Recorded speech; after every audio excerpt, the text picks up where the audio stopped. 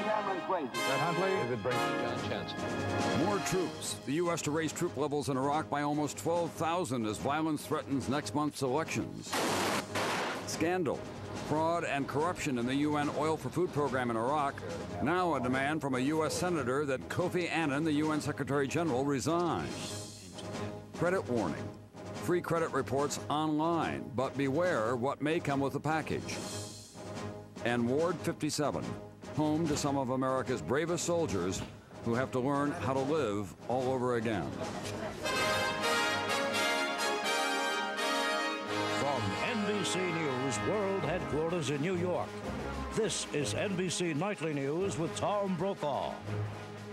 Good evening. The American military investment in Iraq is going up from 138,000 troops there now to 150,000. And the Iraqi elections scheduled for January are the big reason. The election date remains on the calendar, but success depends on a lot better security than now exists in that embattled country. And the Pentagon hopes the extension of tours of duty for some troops, the addition of other forces, will improve the situation. All this as the violent insurgency movement continues to be a dangerous threat. NBC Jim Miklaszewski tonight at the Pentagon. Senior defense officials tell NBC News the recent battle for Fallujah has put insurgents on the run and may mark the turning point in the entire Iraq war. The officials claim the elimination of Fallujah as a safe haven and recovery of large caches of weapons has dealt the insurgents a serious setback.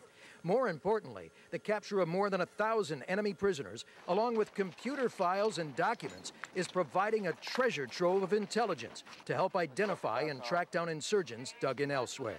But who exactly is the enemy? It's estimated there are as many as 36 separate cells of insurgents, each with its own leadership, but all with one short-term goal. They do have one common objective, and that is to fight the United States, and some wish to fight the interim Iraqi government. Senior military officials say the most dangerous and resilient enemy are the former members of Saddam Hussein's regime, who have now moved into an entirely new, more insidious phase of the war. The systematic execution of Iraqi civilians and security forces, like the 70 killed in Mosul last week, to intimidate others from cooperating with the U.S. or new Iraqi government. The tactic of the insurgents is a very clever, powerful psychological tool. It prevents Iraqis from working to rebuild their own country. But what about the terrorist leader Abu Musab al-Zarqawi? Senior defense officials claim the Fallujah operation has knocked Zarqawi's operation back on its heels and knocked out the command and control of his fighters. The officials say while Zarqawi still has the ability to carry out, quote, the spectacular, like suicide car bombings or kidnappings, they insist his impact on the overall war has been diminished. But the fight in Iraq is far from over. One official here says it may take the commitment of an entire generation of both Iraqis and Americans to win the war. Jim Miklaszewski, NBC News, the Pentagon. As for what's going on in Iraq right now, as always, it's a mixed message, and a big part of the current focus is the city of Fallujah, which was the unofficial headquarters of the insurgency until the U.S. launched that major offensive. NBC's Richard Engel once again in Baghdad tonight with an update on what's ahead for Fallujah. Richard? Tom, I'm just back from Fallujah. There are still some isolated insurgents in the city, and on every block, at least one building is completely damaged. Many others are badly damaged. So far, the plan is for most of the city's 250,000 residents to return in stages. At first, only a few thousand will be let in. They'll be fingerprinted, given a retina scan, and then an ID card, which will only allow them to travel around their homes or to nearby aid centers, which are now being built. The Marines will be authorized to use deadly force against those breaking the rules. Tom? Richard, what's the latest on the election? What's the thinking there about the schedule? Today, for the first time, the Iraqi government issued television campaign ads encouraging people to register to vote. But at the same time, insurgents here had a message of their own, throwing a hand grenade into a school here in Baghdad. Along with it, a written message warning school administrators not to allow their building to be used as a polling center. No children were hurt. Tom? Thanks very much. NBC's Richard Engel once again for us tonight in Baghdad.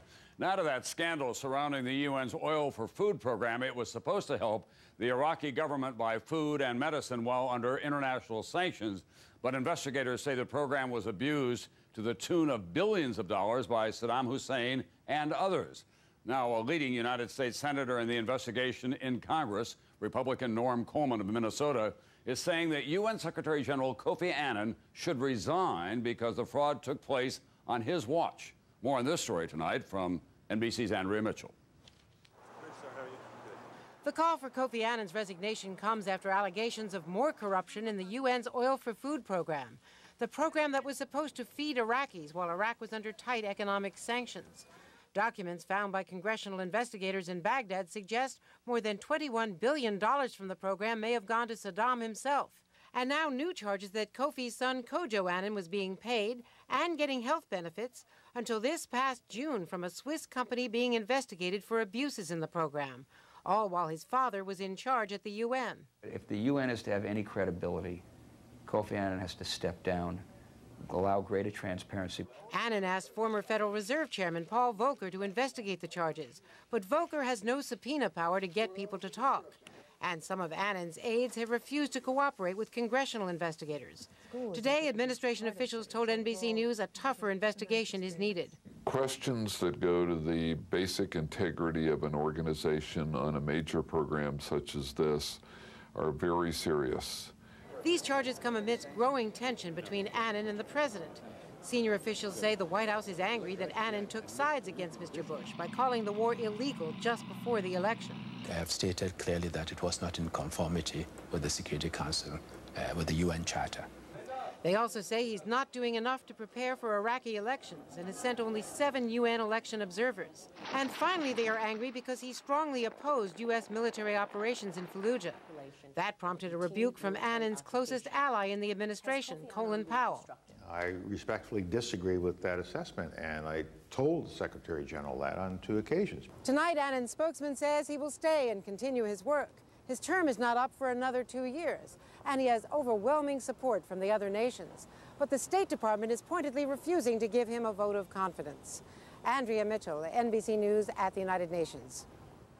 There were some tense moments today in Haiti while Secretary of State Colin Powell was meeting with leaders of that country. Suddenly, gunfire erupted near the presidential palace where they were gathered. No one was hurt. Powell was never in danger.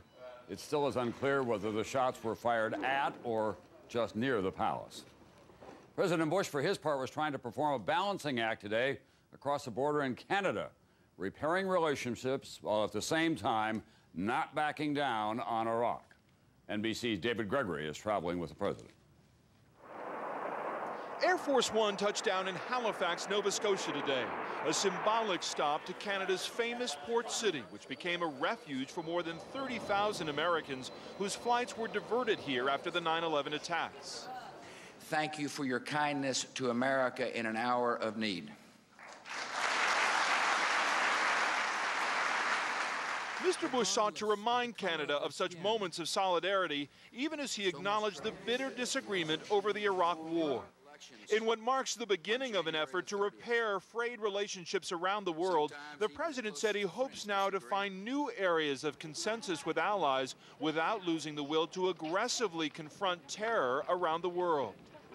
Peaceful nations must keep the peace by going after the terrorists, disrupting their plans, and cutting off their funding. The president defended his decision to invade Iraq. Coming here to Pier 21, where Canadian troops were launched to fight Germany during World War II, he reminded his critics that Canada made an early and important decision to confront Hitler in order to prevent the war from reaching its shores. World War II's lessons, the president argued to a mostly subdued audience here, are vitally important today.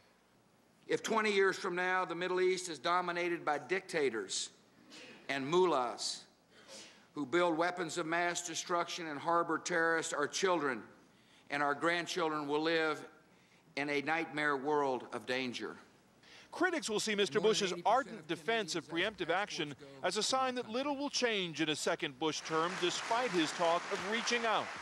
The president, speaking of Canada, summed up the diplomatic difficulties he's still trying to overcome, saying he realizes it's not always easy to sleep next to the elephant. David Gregory, NBC News, Halifax, Nova Scotia. Meanwhile, overseas in Ukraine today, anti-government demonstrators finally had something to celebrate. The parliament voted to disband the government of the candidate who has been declared the winner of the disputed presidential election. Although the vote is largely symbolic, afterwards the opposition leader, who claims the election was rigged, agreed to withdraw his supporters from blocking government offices.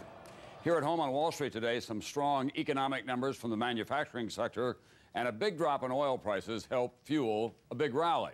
The Dow at the end of the day was up more than 162 points. NASDAQ gained more than 41 points on the day. Up next, NBC News in depth tonight. The first day for consumers to access credit reports online. Free, but there are strings attached. What you need to know. NBC News in depth tonight. How's your credit? Starting today, in the West at least, consumers can get a free copy of their credit reports from the 3 agencies that maintain them. But there are some strings attached, like being bombarded with ads to buy products from the agencies themselves. How can you take advantage without getting taken? In depth, here's NBC's Ann Thompson. Steve Noble is looking to buy his first home in Los Angeles. He's cruising neighborhoods to find a place to live and the internet to find out what kind of mortgage customer he'll be. I think it's time for me to look at my credit report and see exactly where I stand.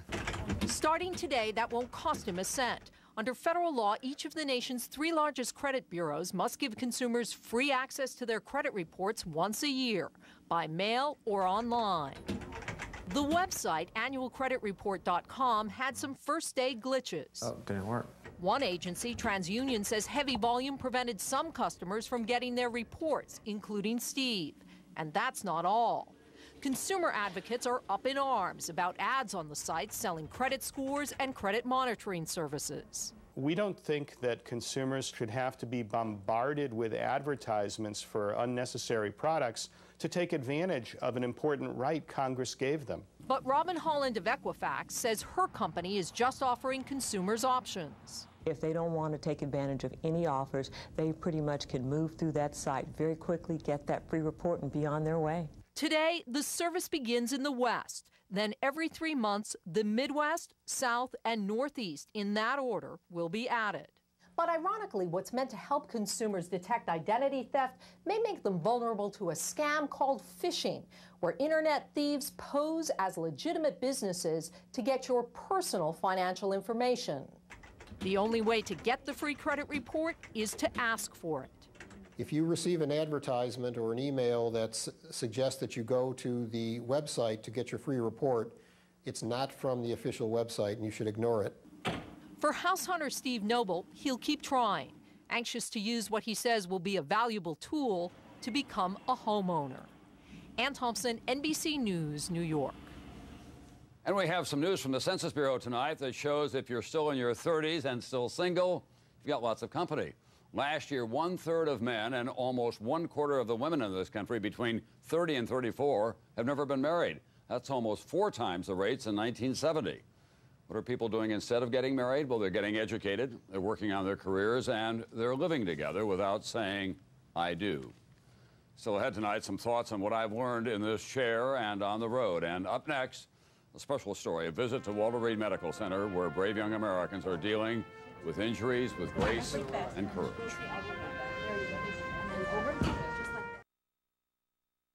Live all over again. Sergeant Carla Best is the face of determination. Yeah. Look, I'm standing on my leg. These are her first steps since her leg was shredded by a roadside bomb in Baghdad over 1 month ago. Okay. This is Ward 57. It's where amputees get treated at Walter Reed, where some of the best doctors in the world put some of America's bravest soldiers It's not as bad. back together. I have seen miracles out here. Jim Mayer is not able to stand on his own 2 feet. They are replacements. Both his legs were blown off by a landmine in Vietnam in 1969.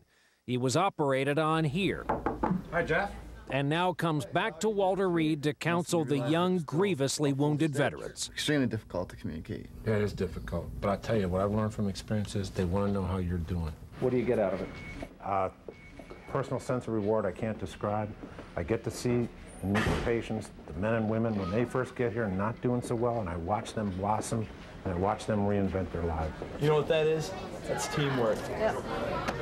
Doc Worley was not expected to live. Last. Okay, perfect. Doc, real name Joe, is all of 22 and remembers the day, remembers the convoy that changed his world forever. The day that I got injured was on September 17th.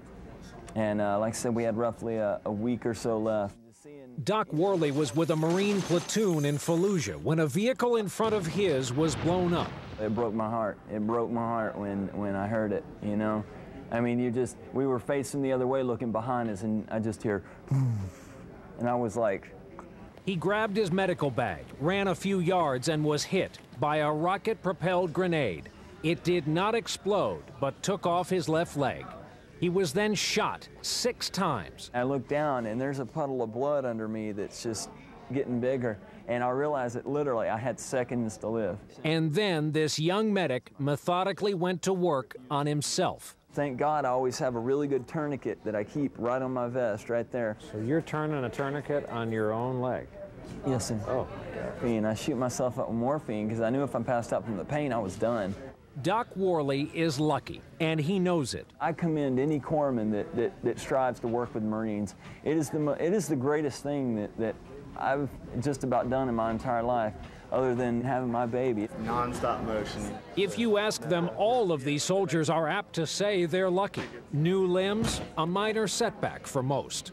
What is this working out? Your quads. Those looking for self-pity at Walter Reed will not find it. Thank God for titanium. This beautiful piece of hardware has done me in. I was under the impression I was going to die, you know? So I went through the whole bargaining and through, you know, the anger and depression, and went straight into acceptance. The left leg was a fair trade, you know? Getting out of Iraq, that left leg was a fair trade. I'm happy, you know? I've got no complaints. A lot of these remarkable young veterans only asked of us to thank 2 charities on their behalf, the Marine Corps' own Semper Fi Fund and the Fisher family. They build houses for the soldiers' families to stay in while visiting them in the hospital. These young wounded vets might just be what some say is the emerging next greatest generation. And with that, one last time, Tom, back to you. Thanks, Brian. Don't go far because we have plans for you. All right. I'll be back in just a moment with some final thoughts. NBC Nightly News with Tom Brokaw, brought to you in part by Aflac. Ask about it at work. Well, the time is here. We've been through a lot together, through dark days and nights and seasons of hope and joy. Whatever the story, I had only one objective: to get it right. When I failed, it was personally painful, and there was no greater urgency than course correction. On those occasions, I was grateful for your forbearance and always mindful that your patience and attention didn't come with a lifetime warranty. I was not alone here, of course. I am simply the most conspicuous part of a large, thoroughly dedicated and professional staff that extends from just beyond these cameras across the country and around the world, in too many instances in places of grave danger and personal hardship, and their family to me. What have I learned here? More than we have time to recount this evening, but the enduring lessons through the decades are these. It's not the questions that get us in trouble, it's the answers. And just as important, no one person has all the answers. Just ask a member of the generation that I came to know well, the men and women who came of age in the Great Depression, who at great personal sacrifice saved the world in World War II and returned home to dedicate their lives to improving the nation they had already served so nobly. They weren't perfect, no generation is, but this one left a large and vital legacy of common effort to find common ground here and abroad in which to solve our most vexing problems. They did not give up their personal beliefs and greatest passions, but they never stopped learning from each other, and most of all, they did not give up on the idea that we're all in this together. We still are, and it is in that spirit that I say thanks for all that I have learned from you. That's been my richest reward. That's Nightly News for this Wednesday night. I'm Tom Brokaw. You'll see Brian Williams here tomorrow night, and I'll see you along the way.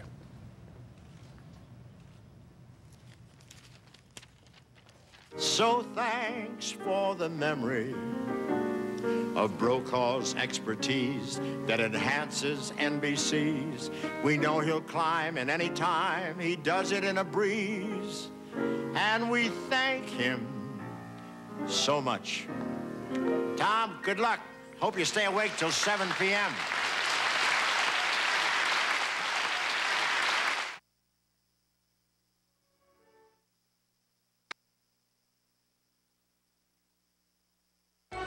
Nightly News is a presentation of NBC News. More Americans watch NBC News than any other news organization in the world.